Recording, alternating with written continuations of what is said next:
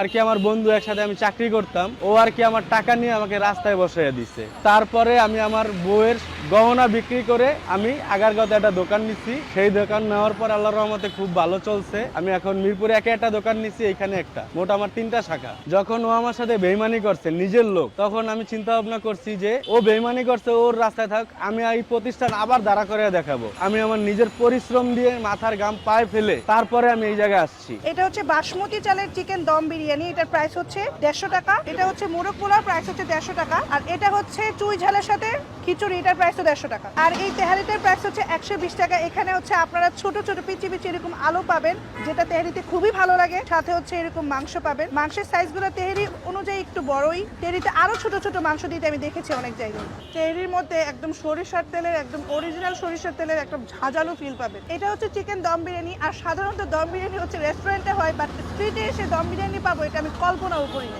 আমি লিটারালি একদম সারপ্রাইজড হয়ে গেছি। এই হচ্ছে চিকেনের সাইজ, একটা আপনারা চিকেন পিস পাবেন, এরকম একটা আলু পাবেন, আর এই হচ্ছে ঝরঝরা বাসমতি রাইস।